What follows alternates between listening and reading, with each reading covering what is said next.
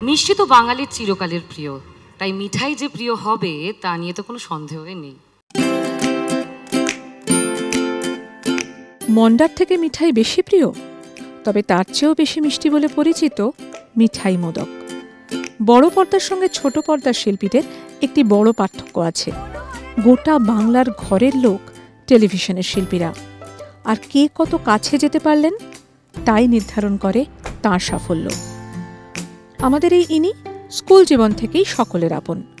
মা মাসিমা থেকে ভাই বোন, জেলায় জেলায় শহর মফস্বলে কতজনে যে চোখে হারান তাঁকে। সিরিয়াল শেষ হলেও তিনি কিন্তু এখনো ঘরের মেয়ে রয়ে গিয়েছেন।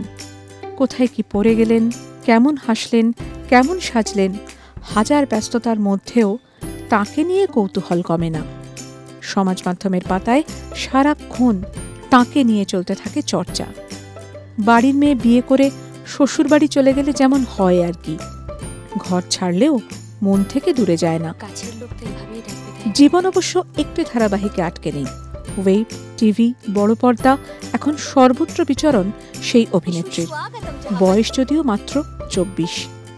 কখনো তাকে রুমি প্রধান নামে দেখা যায়, কখনো দেবী। তবে এখনও তিনি গোটা বাংলার আদরের মিঠাই। সকলের ঘরের মেয়ে হয়ে উঠে মনের কাছাকাছি পৌঁছে যাওয়া সেই অভিনেত্রী সৌমিত্রিষা কুণ্ডুই আনন্দবাজার অনলাইনের এবছরের বেস্ট।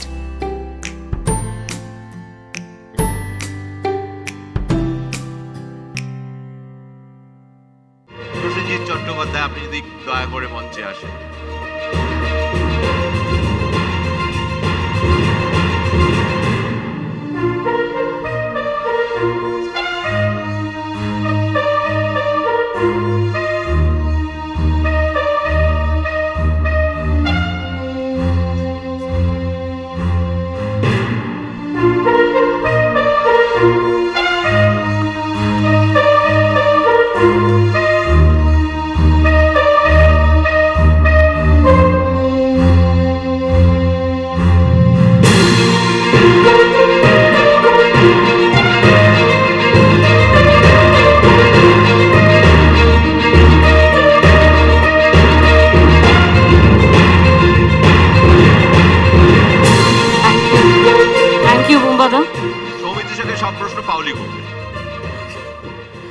প্রথমত বুম্বাদার থেকে হাত থেকে অ্যাওয়ার্ড পাওয়াটা একটা বিরাট ব্যাপার, specially for somebody who is a new কামার, তাই কি না? কিন্তু আমি শুনেছি তুমি শপিং করতে ভীষণ ভালোবাসো। হ্যাঁ, তাই একটা প্রশ্ন করছি, যদি 1 মাস তোমাকে শপিং করতে না দেওয়া হয় তাহলে কি জীবনটা ছারখার হয়ে যাবে? আমি যদি অভিনয়ের মধ্যে থাকি তাহলে হবে না। অসাধারণ, অভিনয়ের মধ্যে থাকা, শপিংয়ে না শপিংয়েও। হ্যাঁ, আমি এখানে উপস্থিত সবাইকে আমার তরফ থেকে প্রণাম। আর এখানে যাদেরকে আমি দেখছি তারা অত্যন্ত গুণী এবং তাদের প্রতিভা আমি তার সামনে সত্যিই নগণ্য, যারা এখানে অ্যাওয়ার্ড পাচ্ছেন। আমি শুধু বিনোদন দেওয়ার চেষ্টা করি মানুষকে আমার সাধ্য মতন। আর এই অ্যাওয়ার্ডটা আমার কাছে ভীষণ prestigious. Thank you so much আনন্দবাজার.com, অভিক স্যার এবং entire team of Anandabazar Patrika আমাকে এই অ্যাওয়ার্ড, আমার গলাটা একটু শেক করছে হয়তো তার জন্য সরি, এই অ্যাওয়ার্ডটা আমাকে দেওয়ার জন্য। এবং এত প্রেস্টিজিয়াস অ্যাওয়ার্ড যখন আমাদের কাছে আসে তখন দায়িত্বটা অনেক বেড়ে যায়, অনেকটা ভালো কাজ করতে হবে এবং আরও এগিয়ে যেতে হবে। আপনারা সবাই আমাকে ভালোবাসা দেবেন, আশীর্বাদ করবেন যাতে ছোট্ট ছোট্ট পায়ে এগিয়ে যেতে পারি এভাবেই। ধন্যবাদ। তুমি খুব অল্প বয়স থেকে, খুব কম বয়স থেকে কাজ করছো। হ্যাঁ, সাধারণত বাঙালি বাড়িতে বাবা মায়েরা খুব একটা এসব করতে দেন না। হ্যাঁ, তোমাকে কীরকম কি কি কি ফেস করতে হয়েছে? আজকে বাবা মাও আমার সাথে উপস্থিত আছেন, ওইদিকেই দাঁড়িয়ে আছেন। আর তাদের জন্য অবশ্যই বাবা মা হচ্ছে একজন সন্তানের পিলার। তারা যদি খুব সাপোর্টিভ হয় তাহলে সন্তান এগিয়ে যেতে পারে। আমার ক্ষেত্রেও তাই। যদিও উইকিপিডিয়াতে বয়সটা কে দিয়েছে আমি জানি না, 24 কিন্তু অ্যাকচুয়ালি 22। তো এই মানে এত কম বয়সে এত প্রেস্টিজিয়াস একটা অ্যাওয়ার্ড, মানে এটার ভারটা অনেক, মানে এমনি ভারের কথা বলছি না, বাট গুরুদায়িত্বটা অনেক বেড়ে গেল। এরকম একটি অ্যাওয়ার্ড পাওয়ার পর আরও ভালো কাজ করতে হবে, কারণ অনেক মানুষের আশা প্রত্যাশা অনেক বেড়ে গেছে, তার সাথে আমার গুরুদায়িত্ব অনেক বেড়ে গেছে। অভিনয়ে আসার ইচ্ছে কোন বয়স থেকে তোমার? অভিনয় আসার ইচ্ছে সেইভাবে ছিল না, কিন্তু শ্রীদেবীজের আমি মারাত্মক ফ্যান।